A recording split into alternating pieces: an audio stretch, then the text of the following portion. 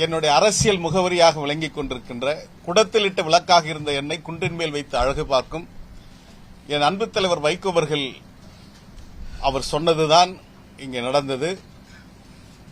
கழகத்துடைய முதன்மை செயலாளர், திருச்சி நாடாளுமன்றத்துடைய பெருமைக்குரிய உறுப்பினர் சகோதரர் துரை வைகோ அவர்கள் அவர் அந்த பதவியில் நீடிக்க வேண்டும், என்னுடைய நடவடிக்கைகள் அது காயப்படுத்தியிருக்குமேயானால் அதை நான் அதற்காக வருத்தம் தெரிவிக்கிறேன்.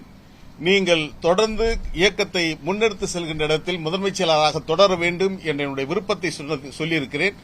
அவரும் அதை மறுபரிசீலனை செய்து தொடர்வதாக சொல்லியிருக்கிறார்.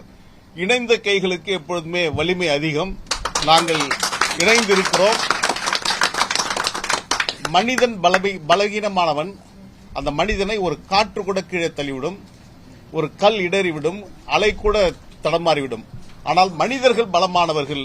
அந்த பலமான மனிதர்கள் அந்த கல்லை உருவாக்குகின்ற மலையை கூட உடைத்தெறிகின்ற சக்தியும், காற்றை கைது செய்து மின்சாரத்தை உருவாக்கக்கூடியதும், கடல் அலையிலிருந்து மின்சாரத்தை எடுக்கக்கூடிய வல்லமை பெற்றது மனிதர்கள். எனவே நானும் சகோதரர் துரை வைகோ அவர்களும் இணைந்து இந்த இயக்கத்தை என் லட்சிய தலைவர் வைகோ அவர்கள் கண்ட கனவுகளை வெற்றி பெறுவதற்கு உறுதுணையாக இருந்து நாங்கள் இணைந்து பணியாற்றுவோம்.